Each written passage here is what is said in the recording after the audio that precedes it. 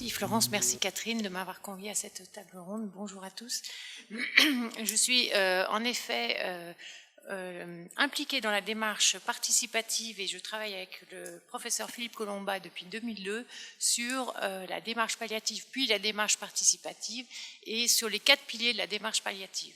Alors, cette démarche participative est fondée sur 4 axes essentiels. C'est tout d'abord qu'il faut que dans un travail en équipe, il faut d'abord et avant tout un projet. Ce projet, il faut cesser que les médecins pensent qu'ils doivent d'abord être réfléchis par les docteurs et après on en parle aux soignants. Il faut d'abord et avant tout que d'emblée, quand on monte un projet, il faut qu'il soit pluriprofessionnel d'emblée, dès la racine, dès que l'humus soit vraiment la parole des soignants qui sont sur le terrain. Je dirais tout de suite que dans une équipe pluriprofessionnelle, en milieu hospitalier ou en libéral, tout le monde est important, de l'aide-soignant jusqu'au professeur de médecine.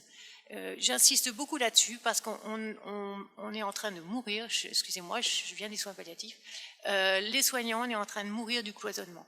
Il faut vraiment que nous, en tant que médecins, on entende beaucoup plus d'humilité et qu'on reconnaisse vraiment la place essentielle des soignants. Moi, j'ai grandi grâce aux soignants. Voilà. Premier axe de la démarche participative, le projet. Ensuite, il y a la formation.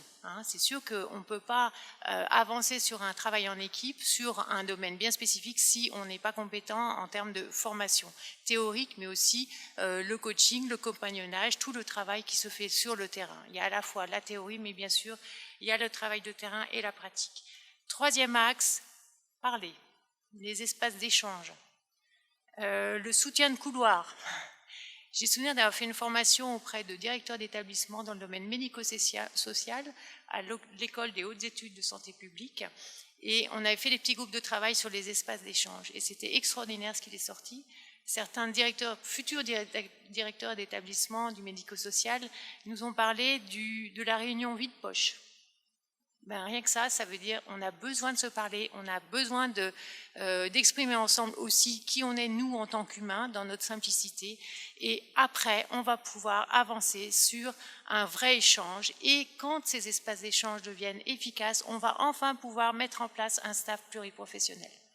J'insiste beaucoup sur le staff pluriprofessionnel, nous avons un groupe de travail qui a nettement communiquer, mais aussi nous avons la chance d'avoir la réponse d'une publication sur les staffs pluriprofessionnels et des recommandations dans le bulletin du cancer. Et ça, c'est grâce aux soignants, grâce aux aides-soignants, aux infirmières et aux médecins. Et j'insiste beaucoup sur la place essentielle des cadres de santé qui sont des chevilles ouvrières de tout le travail qui se fait en équipe. Et on ne fonctionnera vraiment jamais si on n'est pas main dans la main, médecins, et cadres de santé et soignants. Et moi, j'aime bien quand j'entends il n'y a pas et les médecins et les soignants, on est tous des soignants.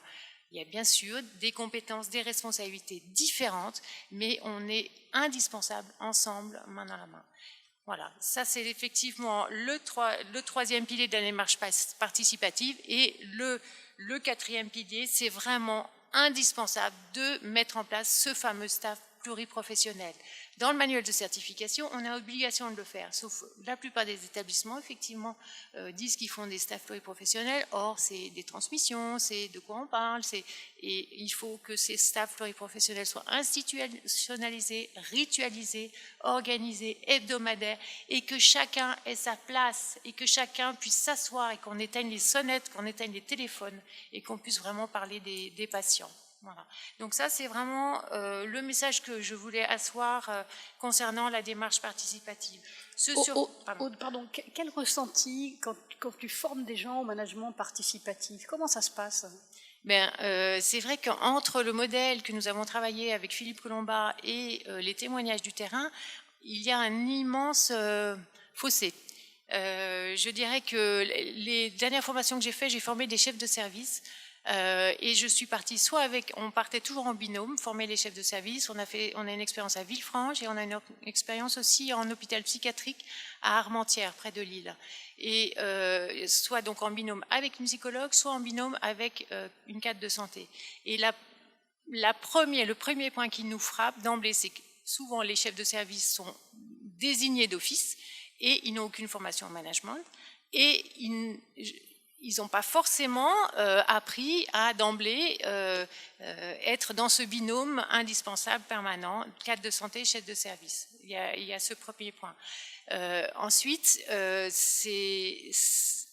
les témoignages, notamment de nos collègues psychiatres, nous révélaient que finalement cette habitude de travailler en binôme, ils s'apercevaient qu'eux, en tant que médecins, ils avaient un rôle quasiment de manager, de cadre de santé, enfin, tout était assez cloisonné et que cette dynamique-là, nous, le message qu'on a pu transmettre à la fin de la formation, c'est ils ont réalisé que oui, ça pouvait fonctionner, un cadre de santé et un médecin ensemble pour avancer dans les projets.